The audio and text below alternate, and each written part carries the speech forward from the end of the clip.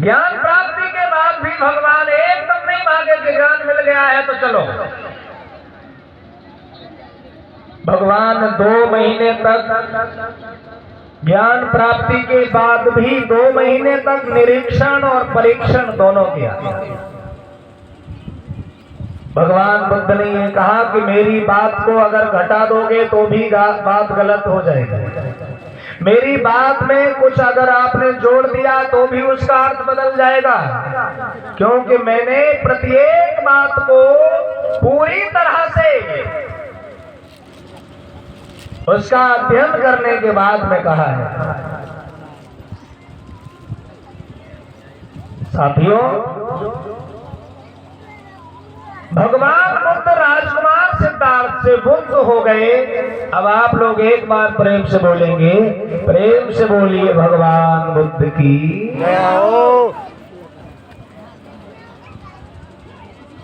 एक बार और बोलेंगे, नमो बुद्धाय। एक दूसरे से क्या बोलेंगे? क्यों?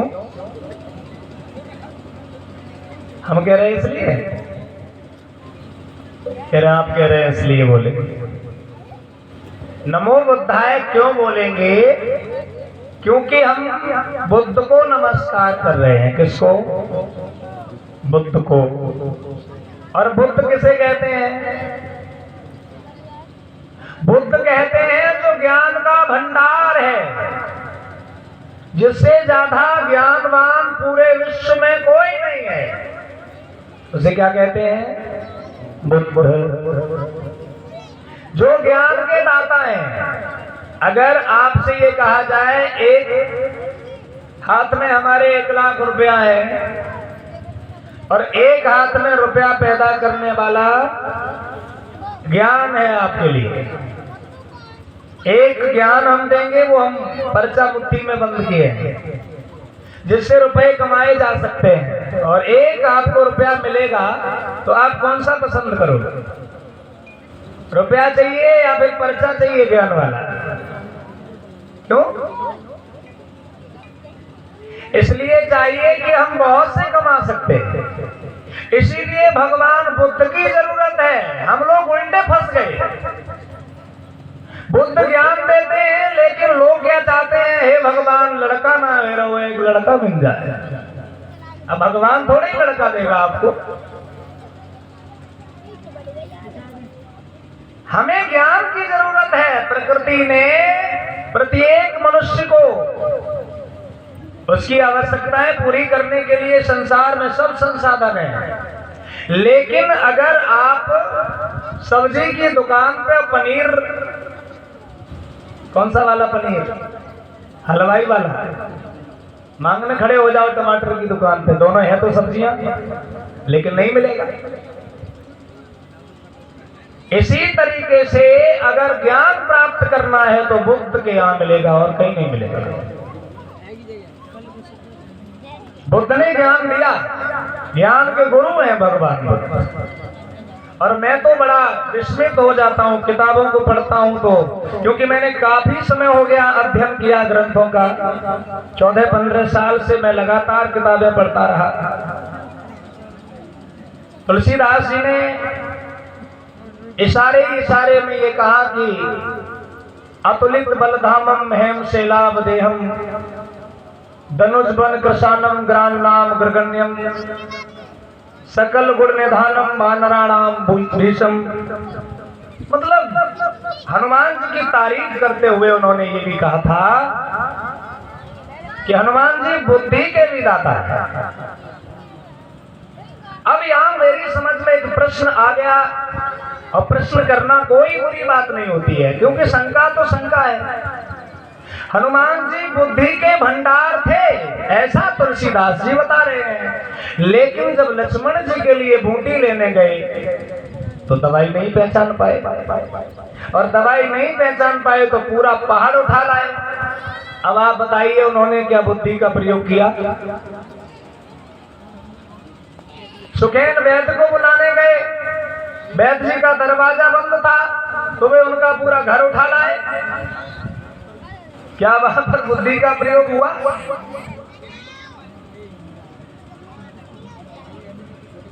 सोचने समझने की बात है, किस बेस पर हम किस बात को मान लें। मानने के लिए जरूरी क्या है, ये जानना बहुत जरूरी है। मैं माताओं से ये पूछूंगा, शिक्षा की देवी का नाम क्या है? स्कूल में कौन सी देवी की वंदना गाती हो? सरस्वती की गाती हो, और बता रही हो सावित्री बाई फूले। 20 रुपए सम्मानी रूप किशोर जी की तरफ से आए हैं, बहुत बहुत साधुवाद है, मंगल कामनाएं हैं। कौन सी देवी है? और 20-20 रुपए आपने समस्त स्टाफ के लिए भिजवाए हैं, बहुत बहुत साधुवाद है।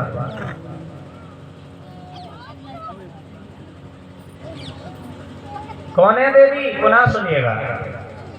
सरस्वती मैया ज्ञान की देवी हैं। कितने लोग मानते हैं? क्योंकि मैं तो प्रश्न करने की आदत है। सरस्वती मैया जो ज्ञान की देवी है, रामायण को पढ़िए। रामायण में ये लिखा कि कुंभकर्ण की जिह्वा पर बैठ गई और बुद्धि को फेर दिया। बुद्धि को फेरने के लिए दिमाग पर बैठना चाहिए कि जिह्वा पर बैठना चाहिए? दिमाग का बुद्धि, जीव का बुद्धि से क्या कनेक्शन? जिह्वा पर बैठ करके बुद्धि फेर रही हैं और काम बुरा करवा रही हैं। कैसा बुरा?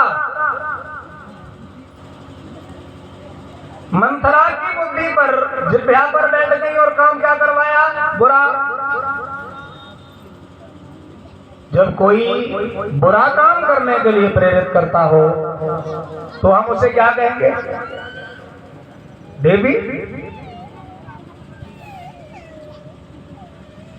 पूरी रामायण के अंदर 3 बार चर्चा आई, सरस्वती जी जिह्वा पर बैठ गई और बुरा काम करवा दिया, जबकि मैया को तो अच्छा काम करवाना चाहिए था।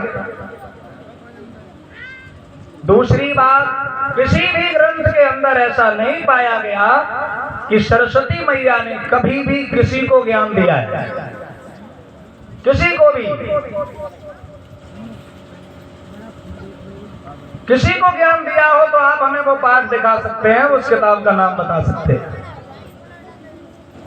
जब इस देश के लोगों को, बहन बेटियों को पढ़ने लिखने का अधिकार नहीं था,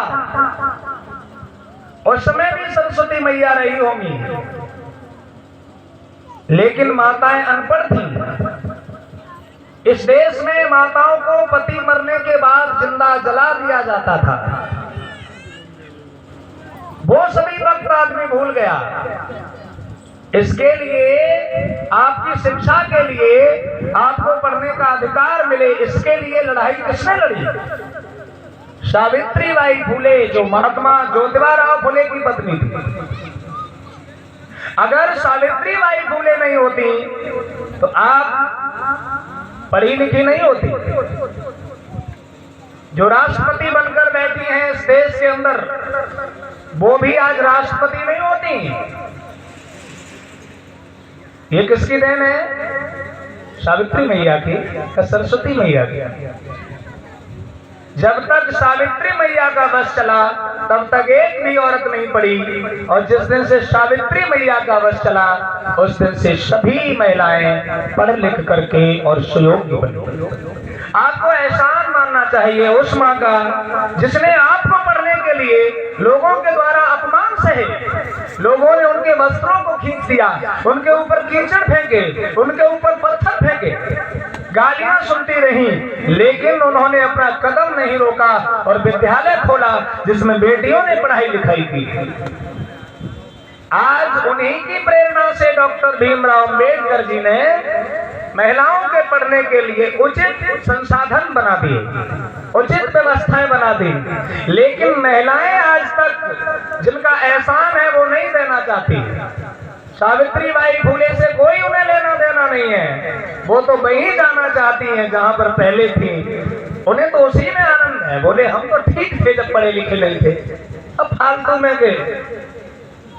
अगर पढ़े लिखे नहीं है तो आधी टेंशन कम। किसी ने कहा कुछ कर दोगे, भैया देखो हम पढ़े लिखे, बात खत्म हो गई। पढ़ा लिखा होगा तो फालतू की टेंशन करेगा।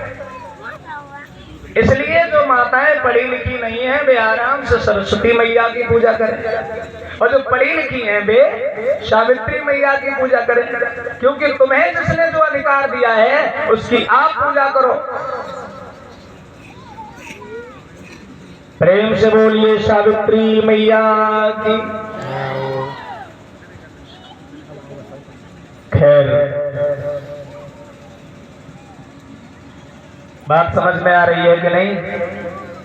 आज के बाद घर में सावित्री बाई फुले की एक एक तस्वीर लेके आता, ठीक है? क्योंकि एहसान हमेशा किसी का भी मानना चाहिए, और अगर ना समझ में आए तो इतिहास की किताब पढ़ लेना कि तुम्हारे ऊपर क्या बीत रही थी इससे पहले। इससे पहले माताओं की वो हालत थी, साड़ी नहीं पहन सकती थी, ब्लाउज नहीं पहन सकती थी, नंगे होकर के घूमती थी। अगर तुमने कपड़ा पहन लिया तो स्तन कटवा दिए जाते थे। आपने इतिहास पढ़ा है? वो दिन क्या दोबारा वापस चाहते हो? पति मरने पर जिंदा जलवा दिया जाता था, क्या दोबारा वही समय चाहते हो?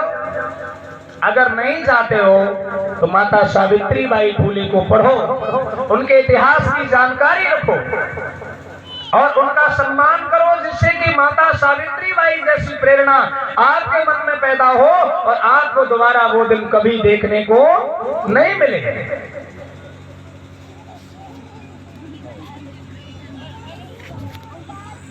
साथियों, भगवान बुद्ध ने ज्ञान प्राप्त करने के बाद भी 2 महीना तक मंथन किया। 2 महीने तक राजा लोग भी आए। राजा बिंबिसार, जिनकी कथा आपने कल भी श्रवण की, आपने बहुत से प्रसंग सुने होंगे। अगर आप बात करें इस देश के प्राचीन इतिहास की तो पालवंशी 10 राजा इस देश में हुए। शायद पालवंशी लोग अपना इतिहास नहीं पढ़ना चाहते। 10 पीढ़ियां पालवंशियों की जिन्होंने राज्य किया, और 10 के 10 भगवान बुद्ध को मानने वाले थे। बाप दादे की लकीर पर वे लोग चल रहे हैं जो अपनी पूजा करवा रहे हैं, और आप लोग बाप दादे को भूलकर उनकी पूजा कर रहे हो। उनके बाप दादे तुम्हारे बाप दादे की पूजा करते थे, ये बात तुम लोग भूल गए। मैं किसी जाति की विशेष की बात नहीं करता। आप लोग यहाँ के मूल निवासी पक्ष के लोग हैं, SC ST OBC के सिवाय। इतिहास गवाह है, इस देश में विदेशियों ने आकर के अपना यहाँ पर अधिकार जमा लिया। आज भारत के मूल निवासी नहीं है, ये इतिहास कहता है। मध्य एशिया से आए हुए लोग इस भारत पर शासन करने लगे, और उन्होंने आप लोगों को इस तरह से गुमराह किया। आज तक तुम उनकी किताबों में उलझे हुए हो और उनको बड़ा मानकर पूजा कर रहे हो। इंसान कभी बड़ा नहीं होता, और इंसान कभी जाति के अनुसार पूजा नहीं जा सकता। इंसान कर्म के अनुसार पूजा जा सकता है, जाति के अनुसार कभी भी नहीं पूजा जा सकता। लेकिन हमारे देश में लोग जाति के अनुसार पूजे जा रहे हैं।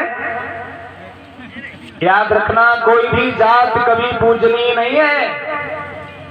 किसी भी वर्ग का मनुष्य पूजनीय हो सकता है। बाबा साहब डॉक्टर भीमराव अंबेडकर ये किसी सवर्ण जाति से नहीं थे, लेकिन पूजनीय है। याद रखना, क्योंकि कुछ चौपाइयों ने थोड़ा विवाद खड़ा कर दिया। एक चौपाई में तुलसीदास जी ने ये लिख दिया था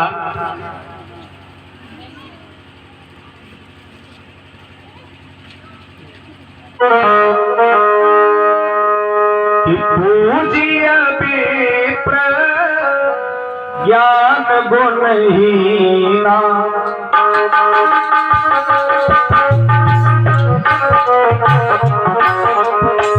शूद्र गुणगण ज्ञान प्रवीणा।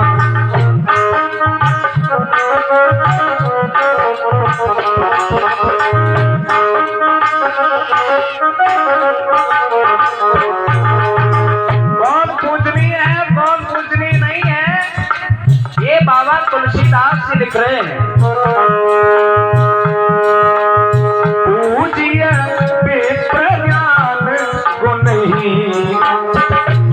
शूद्र न पूजिय वेद प्रवीण।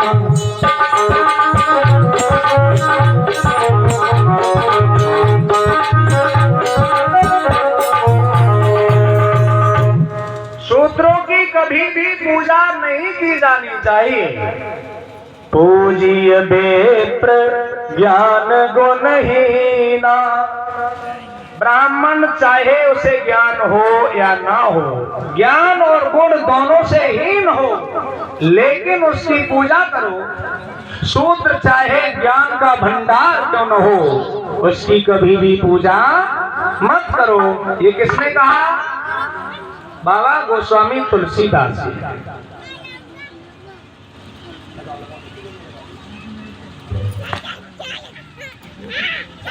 तो क्षत्रिय समझते हैं। अब पहले आप ये जान लेना कि आप शूद्र हो कि क्षत्रिय हो कि वैश्य हो कि ब्राह्मण हो। ये बात केवल उन लोगों के लिए नहीं कही है कि जो एससी में है। तुलसीदास की नजर में कौन कौन शूद्र हैं, सुनिए। जे वर्णा धर्म तेल कुम्हारा।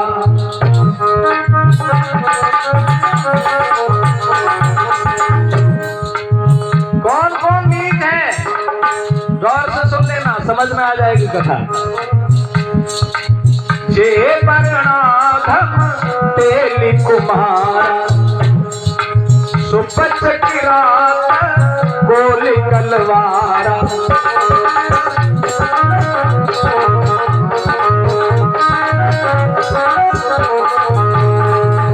तुलसीदास जी ने कहा कि शूद्रों की पूजा मत करिए। और शूद्र हैं कौन कौन? जे वर्णाधम तेल कुम्हारा। तेली और कुम्हार मतलब ओबीसी। अब ओबीसी में कितने लोग हैं? वे सभी वर्णाधम हैं, शूद्र हैं। तुलसीदास जी कहते हैं सुपच की रात कोली कलवारा। कोली कहते हैं मौर्यों को, शाक्यों को। कोली वंशी बड़े क्षत्रिय बनते हो। मैं खास करके शाक्यों को समझा देना चाहता हूं, क्यों दूसरों से कहना बड़ा मुश्किल होता है, वो नहीं समझना चाहते। और शाक्य लोग जो क्षत्रिय बनते हैं ना, वो हमसे बात कर लेना। तुलसीदास जी कहते हैं जे वर्णाधम तेल कुम्हारा। सुपच किरात कोल। कोल माने शाक्य मौर्य कुशवा सैनी, ये सभी शूद्र हैं। कलवारा मतलब एसटी। ग्वाल पशु चराने वाले सभी, कुम्हार भी, तेली भी। अब कौन रह गया? एससी एसटी ओबीसी समस्त क्या हैं? वर्णाधम हैं, छोटी जात के हैं, शूद्र हैं। इसलिए इनकी कभी भी पूजा मत करिए, चाहे ये कितने भी ज्ञानी क्यों न हो जाए। और कुछ लोग आज भी अगर कथावाचक इन जातियों का है तो उनको पाप लग जाता है उनकी कथा सुनने से।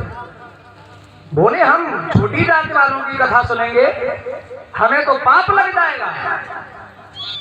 क्यों?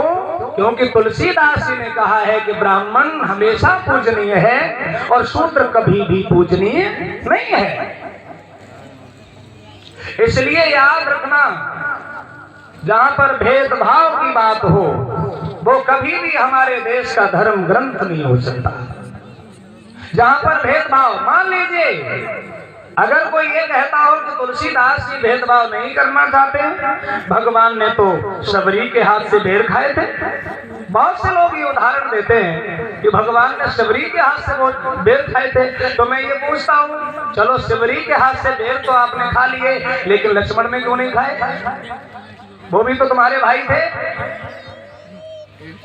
अगर आप अपने भाई को बेर नहीं खिला सके तो हमारे लिए क्या समानता ला सकते हो? लक्ष्मण में बेर नहीं खाए, ऐसा रामायण में लिखा है। दूसरी बात, एक शूद्र था सम्मुख ऋषि जो राम की ही तपस्या कर रहा था, लेकिन ब्राह्मणों ने कहा कि मेरा पुत्र मर गया क्योंकि शूद्र तपस्या कर रहा है, तो स्वयं भगवान श्री राम ने ही अपने हाथ से उस शूद्र को मार डाला। क्या बेर खाना सरल था कि जान से मारना सरल था? आपने बेर खा के ये सिद्ध किया हम जाति नहीं मानते, और पूजा करने वाले को शूद्र होने की वजह से जान से मार दिया। ये उदाहरण कहाँ का है? ये रामायण का उदाहरण है, ये वाल्मीकि रामायण में दिया गया है। इसलिए तुलसीदास जी कहते हैं कि ये छोटी जातियां हैं, जे वर्णाधम, ये अधम जाति के लोग हैं और इनकी कभी भी पूजा नहीं की जा सकती है। प्रेम से बोलिए बोल सत्य बाबा साहेब की। इसलिए बाबा साहब ने ये विचार किया कि मैं इस धर्म में पैदा हो गया, ये मेरी मजबूरी थी, मुझे नहीं मालूम था क्योंकि मैं अपनी मर्जी से पैदा नहीं हो सका, लेकिन इस धर्म के अंदर मरूंगा नहीं, मैं इस धर्म से इस्तीफा दे रहा हूं। और बाबा साहब ने भगवान बुद्ध के धम्म को स्वीकार कर लिया। प्रेम से बोलिए बोल सत्य बाबा साहेब की। बात समझ में आ रही है कि नहीं? किसी की बुराई तो नहीं हो रही कथा में? पूछ लेता हूं। कहावत है सच्चाई छुप नहीं सकती कभी झूठे उसूलों से, खुशबू आ नहीं सकती कभी कागज के फूलों से। अब जो सच है वो तो सामने आएगा।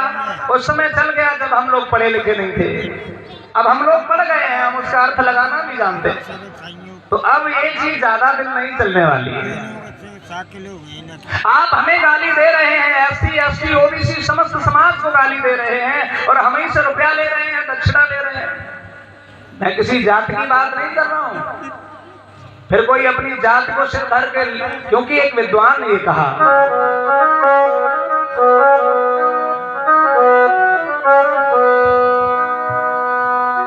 कि ऊंचे कुल का जन्मिया और करनी ऊंच न होई, सुभरन कलश सुरे भरा साधु निंदा सोई।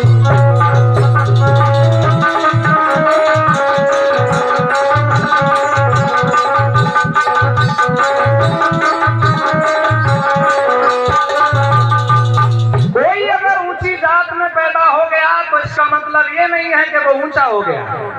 ऊंचे कुल का जन्मिया करनी ऊंच न होए, अगर उसके कर्म अच्छे नहीं है, अब जात तो ऊंची मिल गई प्रकृति की दया से, अब खाए रहे सुअर मुर्गा दारू, अब बताइए क्या हम उन्हें ऊंची जात का मान ले? चाहे छोटी जात में पैदा हुआ हो, कर्म कांड अगर उसके ऊंचे हैं तो वो ऊंचा कहा जाएगा, और बड़ी जात में पैदा होने वाला नीचे काम करता है तो उसको नीच कहा जाएगा। ये हमारी पर्सनल राय है। ये लेखक ने कहा कि अगर शराब किसी कलश के अंदर भरी हुई है, अब आप बताइए शराब पी लेनी चाहिए कि नहीं? सोने का कलश है, हम आपको दे रहे हैं, उसमें शराब भरी हुई है, शराब इतनी जहरीली है कि आपको 6 महीना लगेंगे उसे पीने में। पियोगे? नहीं पिएंगे, क्योंकि शराब 6 महीने जब हम पिएंगे तो 6 महीने में हम शराबी बन जाएंगे। सबसे पहले हमारा कलश बिक जाएगा, फिर हमारी भैंस बिक जाएगी, फिर हमारा खेत बिक जाएगा, हमारे पास कुछ नहीं रहेगा, क्योंकि हमने अवगुणों से भरा हुआ कलश ले लिया है। ऐसे ही जो लोग ज्ञान बांट रहे हैं और अगर वे स्वयं ही नशेड़ी गंजेड़ी भंगेड़ी तरह तरह के उपद्रव उनके अंदर हैं, तो उनके ज्ञान की भी मुझे कोई भी जरूरत नहीं है।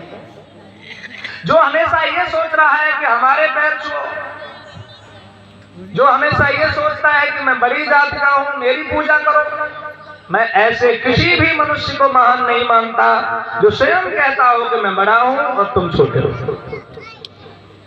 मनुष्य मनुष्य होता है, मनुष्य समान होता है, मनुष्य न बड़ा है न छोटा है। भगवान बुद्ध से ये प्रश्न किया था किसी ने कि कौन बड़ा है कौन छोटा है, तो भगवान बुद्ध ने कहा कि आप लोग आइए, और भगवान बुद्ध ने एक समतल जगह पर बुलाया सभी लोगों को, जहां पर समतल जगह थी, और भगवान ने कहा बड़ी जात के छोटी जात के सभी लोग इस खेत के अंदर घूम जाओ। भैया घुमा दिया नंगे पैरों। समानता है, भोजन में समानता है, फिर बड़ा और छोटा ये कैसे हो गया? इसका मतलब लोगों को गुलाम बनाकर रखने का ये षड्यंत्र था। इन लोगों पे अत्याचार करने के लिए इनको गुलाम बना करके रखा गया, और वे लोग शूद्र बना दिए गए, उन पर जुल्म होते रहे, उनकी बहन बेटियों के साथ में अत्याचार होते रहे, लेकिन बेचारे भयभीत थे इसलिए बोल नहीं सके।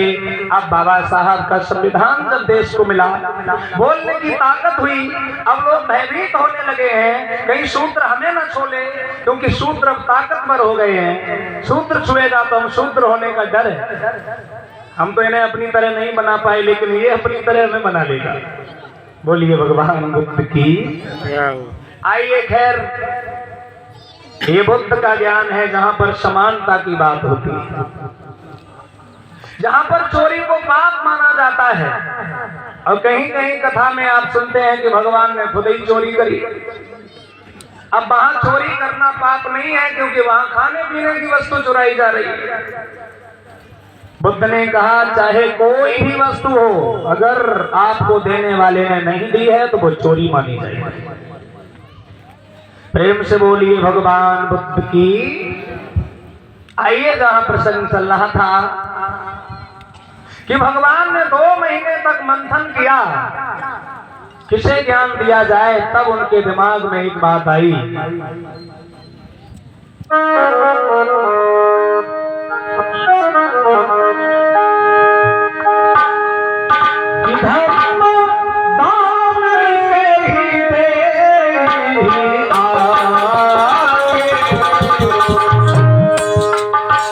करन विचार तथागत लागे।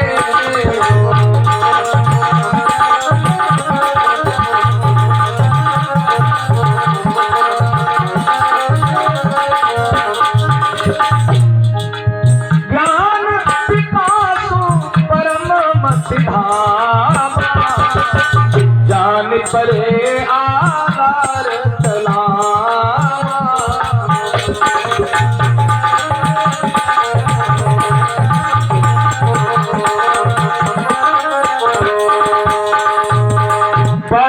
पिपासु परम मति धाम, जान परे आलार कलाम। सबसे पहले इन्होंने कहा था कि जब तुम्हें ज्ञान मिल जाए तो ये ज्ञान मुझे देने के लिए आना। किसने कहा था? गुरु अलार कलाम। उसके बाद भगवान वहां गए तो अलार कलाम और रामपुत्र उत्तम, ये दोनों लोग ही मर चुके थे, वृद्ध थे। भगवान को लगभग 6 साल लगे, इस बीच में वो खत्म हो गए। तो भगवान को दुख हुआ। दुख ये हुआ कि वो बिना ज्ञान प्राप्त करे ही दुनिया से चले गए। साथियों, फिर भगवान ने सोचा कि ज्ञान तो हमें देना ही है, अब हम किन्हें ज्ञान दें? अब ज्ञान एक ऐसी चीज है जो सबको नहीं दिया जा सकता। बड़ी विचित्र बात है, ज्ञान सभी को नहीं दिया जा सकता और न ही सभी लोग ज्ञान ले सकते।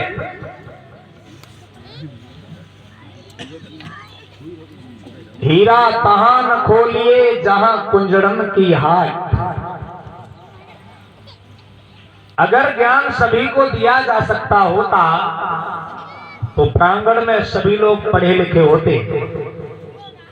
आधे से ज्यादा कहते हैं क्यों ज्यादा पढ़े गए तो क्या तुम मास्टर हो गए, तुम कौन से कलेक्टर हो गए, सो हम हो जाए।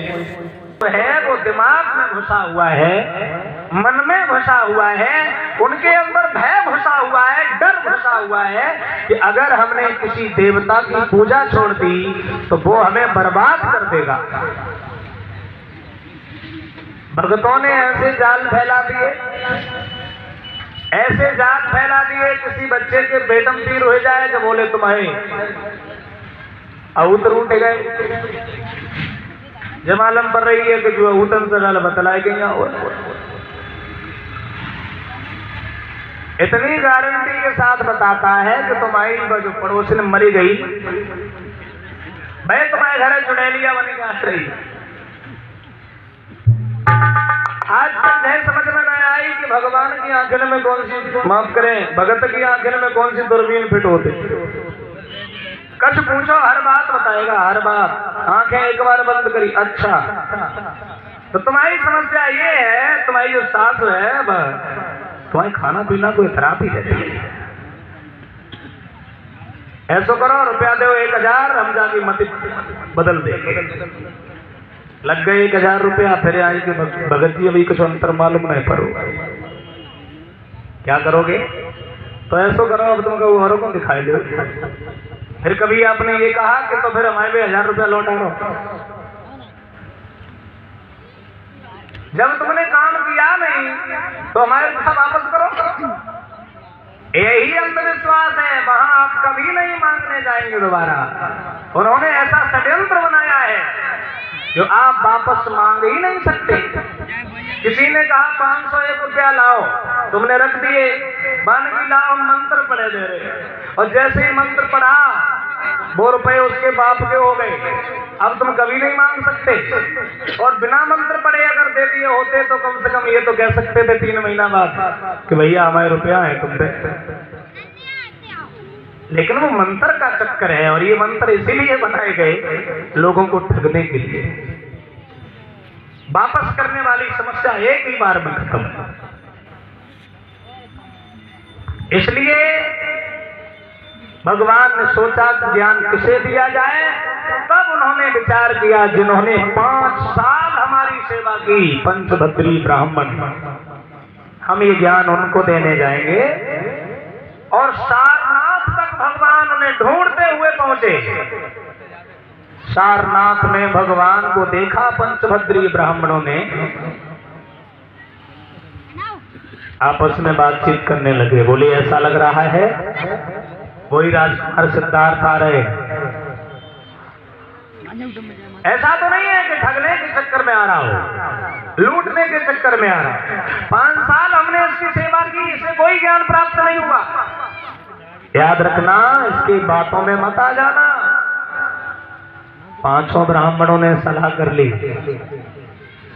इनका चीबर अपने हाथ में मत पकड़ना, इनका बर्तन अपने हाथ में मत लेना, भिक्षा पात्र मत लेना, पानी की मत पूछना।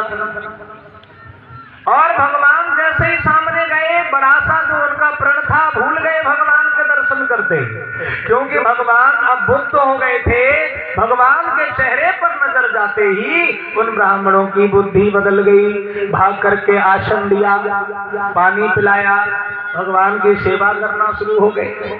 लेकिन फिर भी एक कौटिल्य नाम के ब्राह्मण जो थे, उनके दिमाग में एक बात आई और उन्होंने पूछ दिया, क्यों वास्तव में कुछ मिला कि नहीं मिला? आपको ज्ञान प्राप्त हो गया? जिस ज्ञान के लिए आप घर से निकले थे, भगवान ने कहा हो गया, मैं बुद्ध हो गया हूं। आज मुझे बुद्ध हुए पूरे 2 महीना बीत गए हैं। बोले बुद्ध सहज सुख राशि, आज परी पुण्य पूर्ण मासी।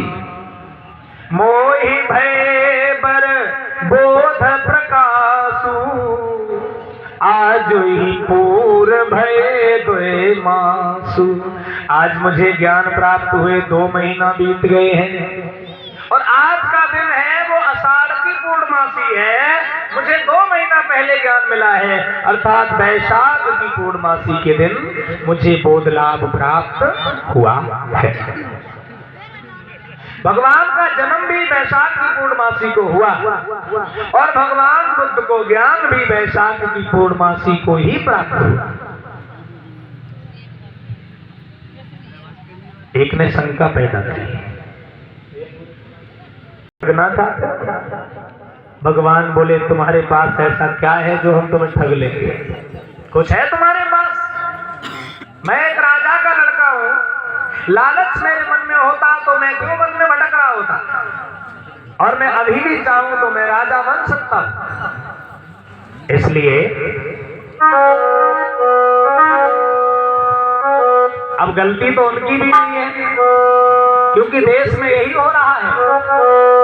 ऐसा साधु और सन्यासियों के बारे में लिखा गया है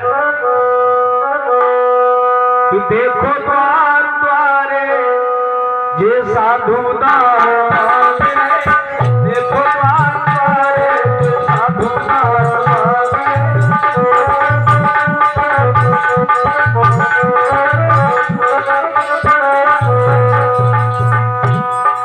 ये दान मांगने की समस्या सबसे ज्यादा साधुओं के अंदर पाई जाती है। जो भगवान बुद्ध के भिक्षु हैं वो भोजन मांगते हैं, रुपया नहीं मांगते, और जो पाखंडी भिक्षु हैं वे रुपए मांगते रहते। देखो द्वार द्वारे जे साधु दान मांगे, देखो द्वार द्वारे जे साधु दान मांगे।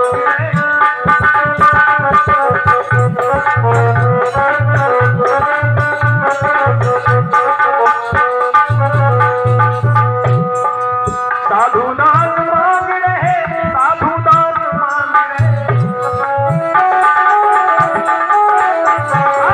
देखो द्वार द्वारे जे साधु दान मांग रहे, देखो द्वार द्वारे जे साधु दान मांग रहे।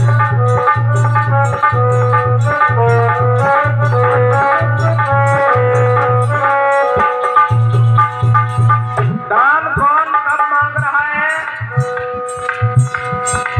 लेके कमंडल से नारद पे पहुंचे, मांगने वालों ने क्या क्या मांगा, मांगने वाले कोई कसर नहीं छोड़ते। अपने ही पुत्र वधू के पास में तीनों देवता पहुंच गए साधु बनकर के। मैं नहीं कहता हूं, रामचरितमानस में लिखा हुआ है। लेके कमंडल से नारद से पहुंचे,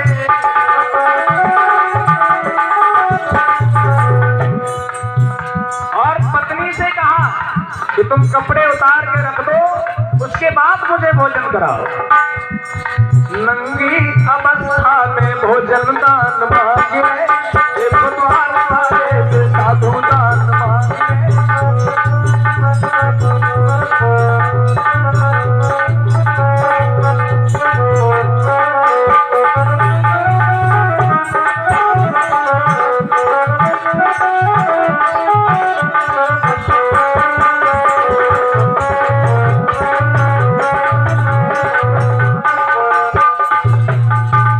कोई कसर नहीं छोड़ी मांगने वालों ने।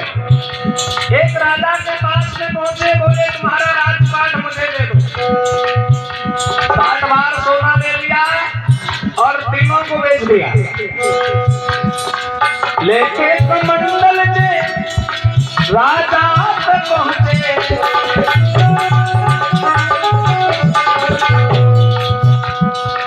लेके कमंडल से राजा तक पहुंचे।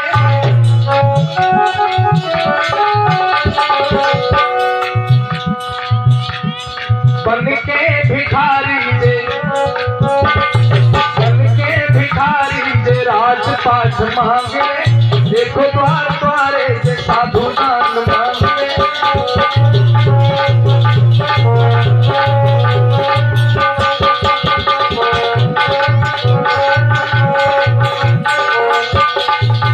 ऐसा ही नहीं, आसाराम रामपाल राम वृक्ष देख लो। उदाहरण भी दे रहा हूं। आसाराम रामपाल राम वृक्ष देख लो। 4 साधु, आसाराम, रामपाल, राम वृक्ष, राम रहीम, जेलन में पड़े पड़े जे दारी भात मांगे, देखो द्वार द्वारे जे साधु दान मांगे।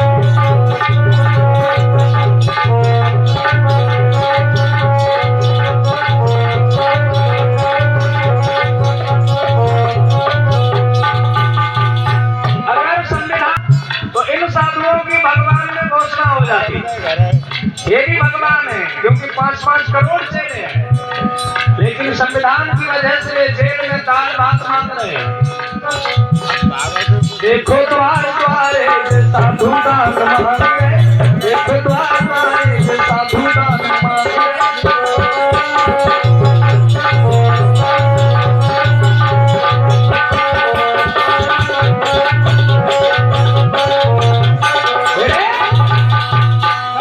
साथियों, संविधान में वो ताकत है। 2 दिन पहले की प्रधानमंत्री जी की एक वीडियो देखिए, उसमें प्रधानमंत्री जी कह रहे हैं कि अगर सुदामा जी के समय में संविधान होता तो सुदामा ने जब चावल चुराए थे तो उनको भी जेल जाना पड़ जाता। अभी मैं नहीं कह रहा हूँ, ये प्रधानमंत्री जी कह रहे हैं। अन्यथा अब तक किसी लोगों ने कथा बंद करा दी होती। कई लोग उपद्रव करते हैं, रोकने की कोशिश करते हैं। 50 रुपए सम्मानित इंद्रजीत यादव नंगला कनौली आपकी तरफ से आए हैं। बहुत बहुत साधुवाद है, मंगल कामनाएं हैं।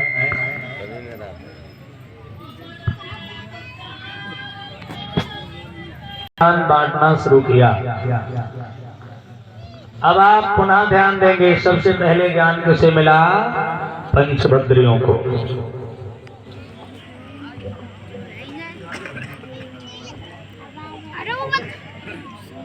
₹50 हरदेश कुमार और ₹50 भुवनेश कुमार की तरफ से आए हैं। बहुत बहुत साधुवाद है। ₹100 सम्मानी मिलाप सिंह जी आपने भिजवाए हैं। बहुत बहुत साधुवाद है, मंगल कामनाएं करते हैं। भगवान से उन्होंने कहा, क्या सच में आपको ज्ञान प्राप्त हो गया है? अगर हो गया है तो आप मुझे ज्ञान दीजिए। भगवान ने उस समय ज्ञान देना शुरू किया। आइए बुद्ध के ज्ञान की भी बात कर लें।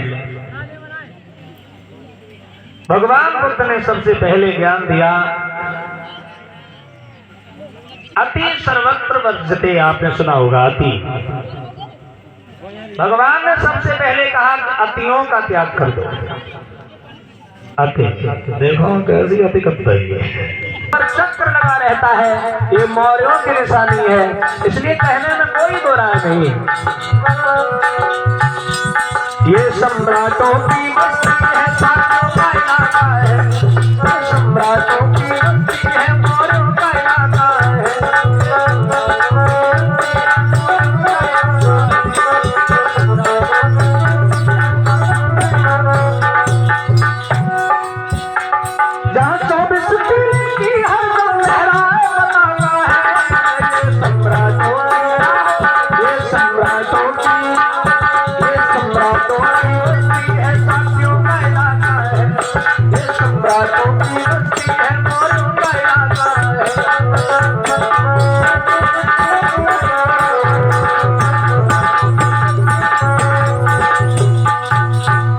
आइए मैं आपको त्रिशरण का बोध करा रहा हूं। त्रिशरण कौन कौन से हैं? अब ध्यान देना माताओं,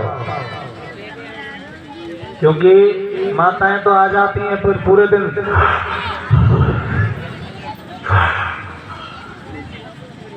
जब आती हैं बैठी बैठी।